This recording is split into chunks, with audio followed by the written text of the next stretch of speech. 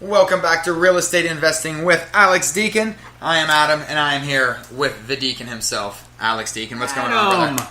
How's it going, buddy? Alex, just got done watching some Thunder Lips versus Rocky. Good to see you. Yeah, we were watching some Hulk Hogan there get beat up by Rocky Balboa, you know? Yeah.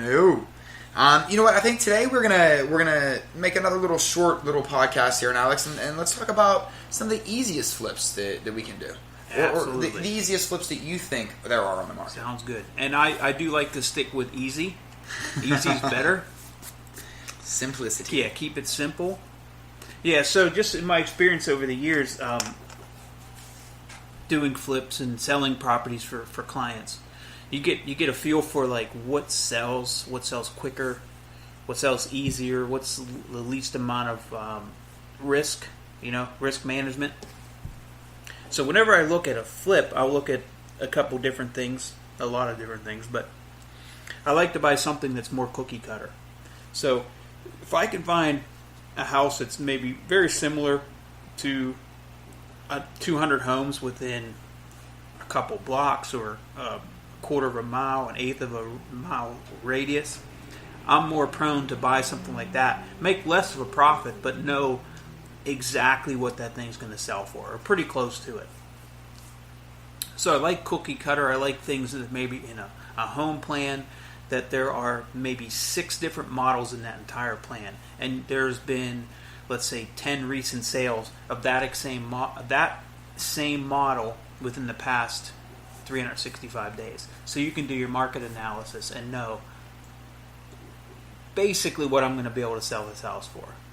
Now, the things that could kind of derail that is, let's say 9 of those houses were on really nice lots and they had perfectly level backyards, right? Same home. But your home happens to be on, let's say, a downward slope. So let's say you have a steep driveway. Mm-hmm. And let's just say in the backyard, there's not much of a yard. So, and let's also say the garage is in the back. So for you to get down the driveway and turn around to go into the garage, it's a bit of a struggle. Right. And to make it even worse, there happens to be some high tension power lines, right?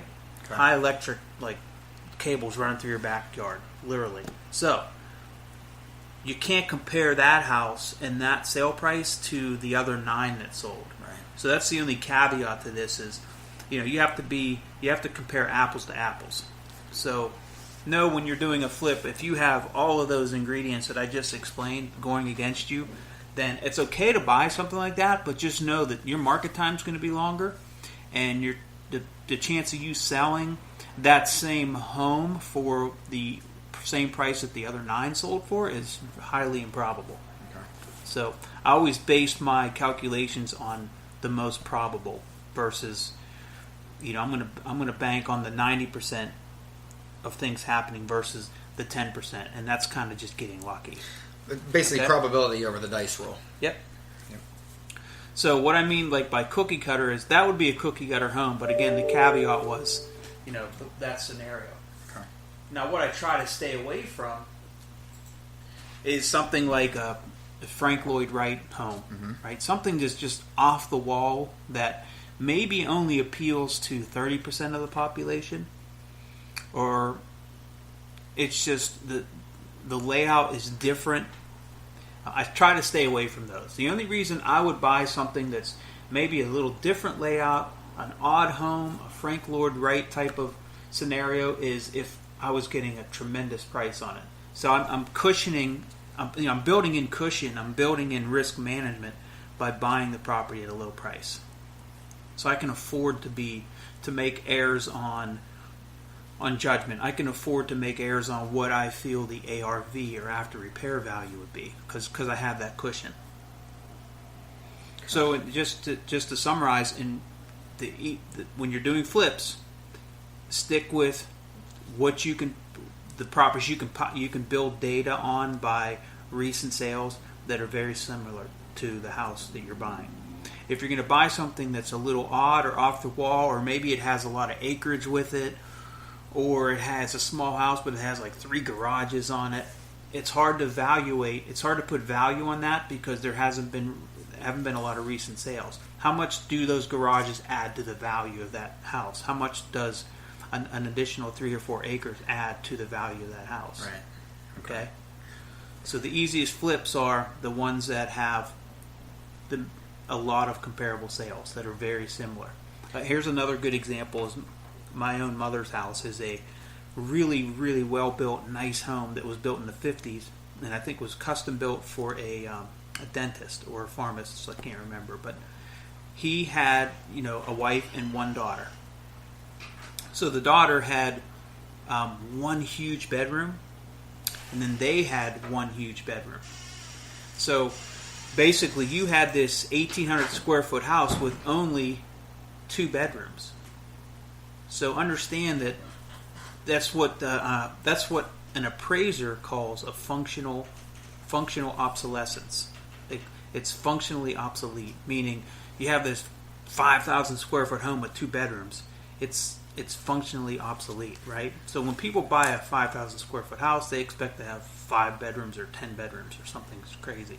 When they buy an 1,800 square foot house in the market that my mother's house is in, they expect to have 3 bedrooms, maybe even 4. So the way this house is laid out, you just have to remember that when you're selling it, how do I evaluate the value of that property after repair? Do I evaluate it as a 2 bedroom, or do I evaluate it as a 3 or 4 bedroom? I see what you're saying. Okay.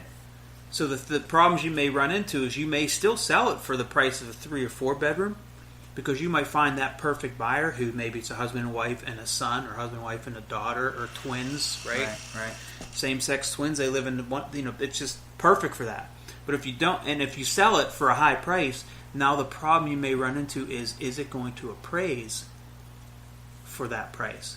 So is the appraiser going to walk in there and say, yeah, I love this house, but I have to appraise this house based on recent sales in the area, and this is a 2-bedroom, and I have to base my appraisal on 2 bedrooms that have sold. Therefore, yes, you may sell it for that high price, but then again, you may sell it and then have a problem with the appraisal where the deal falls through, and now you have to start all over again. So they're kind of compared to the cookie cutter homes in the area anyway. Mm-hmm. Gotcha. Yep.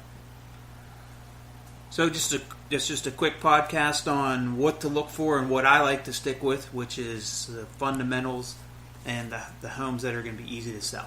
And if it's functionally obsolete, you must delete it.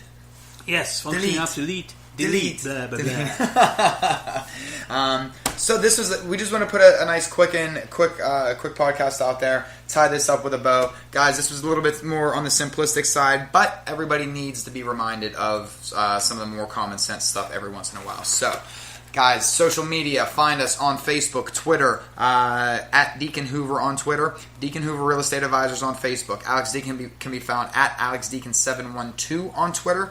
On Facebook, it's Alex Deacon Real Estate Workshops.